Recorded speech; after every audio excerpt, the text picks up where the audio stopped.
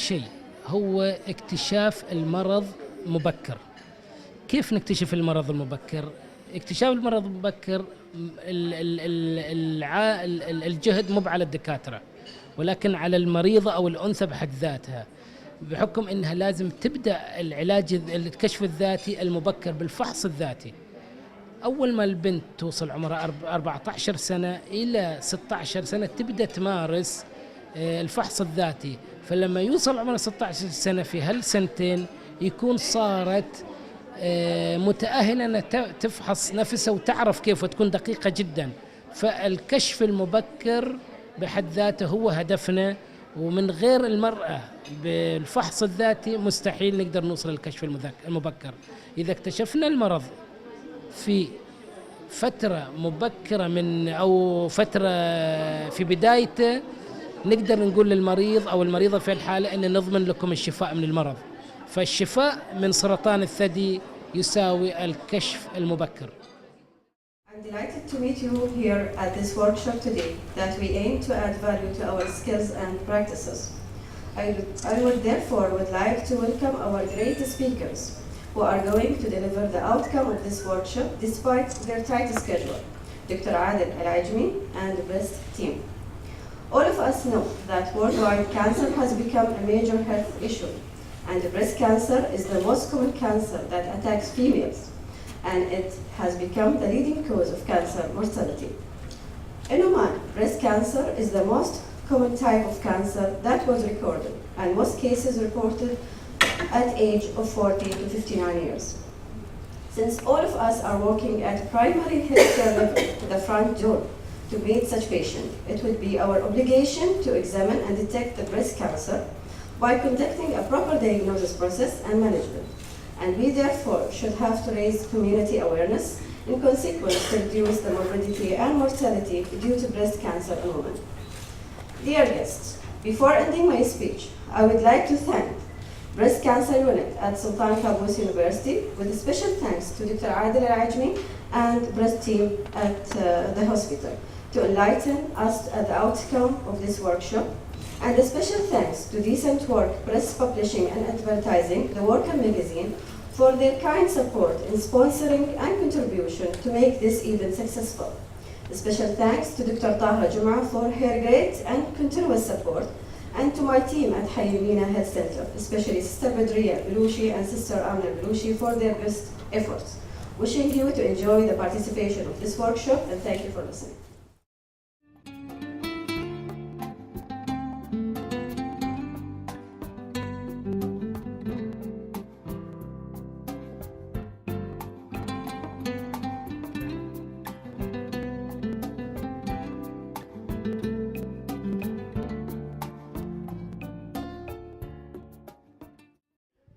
بسم الله الرحمن الرحيم.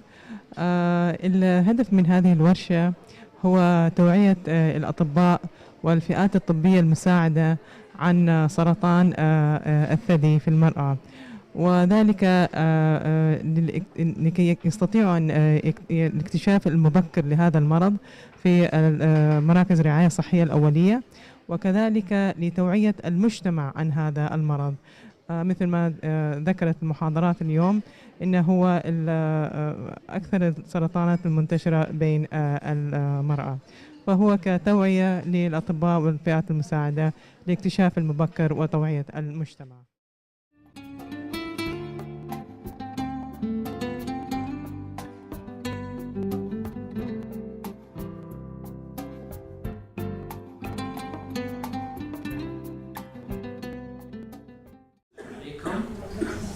Initially, just I want to extend my gratitude to Dr. Safa for such a nice organization, and to invite us to share with all of you our concern, which is breast cancer, which is a taboo for all societies, no matter where you are, either east or west. You don't hear me well? Good. In fact, I start with this thought, and I will end with the same thought. Disraeli and Goldstone were the leaders of two major parties, Conservative and Labour in UK. In the middle 19th century, in UK, what's happened? They were always teasing each other. They did not like each other to extent that in public, they surmised from the following dialogue. Imagine what they say in the parliament. Disraeli explained the difference between misfortune and calamity as the following. If, he was saying, Disraeli, if Goldstone fell into the Thames, which is a river in London, that would be a misfortune. And if anybody pulled him out, that I suppose would be a calamity. Let's express how they hated each other.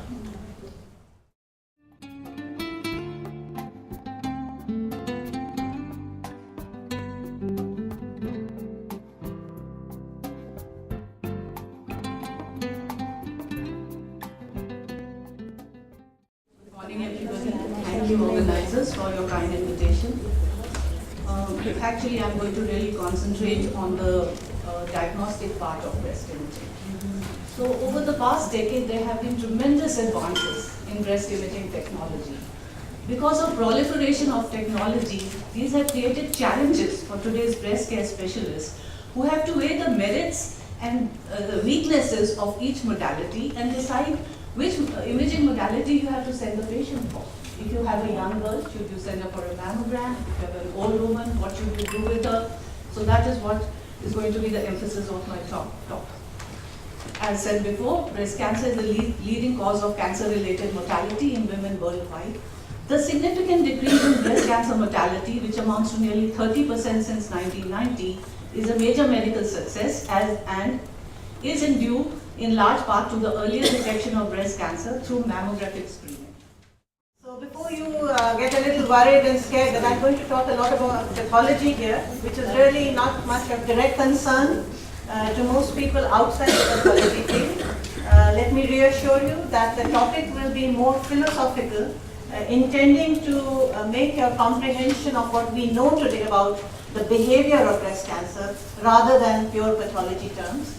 And the few terms that come in between will be really something which you might find on a pathology report when you look at it yourself, or your relative brings it to you, or one of your patients who's had treatment in a breast center brings it across to you. So it should make your life a little easier on that front at least. So I'm going to concentrate towards the end on the features of breast cancer that we're looking at in Oman, but in order for you to get the gist of it, I'll just refer to some of the terms that we use and why they are different in Oman. So, if we look into the breast cancer incidence, I'm sure Adil had the first talk. He must have told you that every 8th, 9th, 10th file which we see in our clinic is a breast cancer. It's different in Oman because I deal primarily with breast, so all of the files are sometimes breast cancer. But for a normal oncologist, whether you're working in Pakistan, you're working in UK, you're working in Saudi Arabia, you're working here, every 8th, 9th, 10th file is a breast cancer. So the incidence is really high. Interestingly, this slide shows you that in the men, prostate is as high in elderly population as the breast cancer in females. Both are endocrine responsive tumors. So thank you so much for this introduction. Today we will go through a journey into the psychological part and the psychological impact of breast cancer on women diagnosed with breast cancer. And I thought it would be interesting to start with this brief report about cancer and how some people view it. It's basically a journey, but you walk the road alone. There are many places to stop along the way and get nourishment. You just have to be willing to take it. And also I thought it would be interesting to share this one about the importance of integrating the biological part and biological aspect of treatment along with the psychological and spiritual part. Assalamu alaikum. Thank you, Dr. Saha, for such a nice introduction, and thank you, Dr. Adil, for letting me to talk in front of this august audience. And after having heard to these fascinating lectures since morning, one thing is for sure, everybody must have understood by now that the size of the breast cancer and how far it has spread are some of the most important factors in predicting the prognosis. breast cancers that are found because they are causing symptoms tend to be larger and are more likely to have already spread beyond the breast. In contrast, breast cancers found during screening examinations are more likely to be smaller and still confined to the breast. حقيقة هناك عدة ورش تعقد على مستوى الولايات تخص موضوع سرطان الثدي، وهناك أيضا عدة أنشطة تقوم توعوية على مستوى الولايات والمراكز الصحية.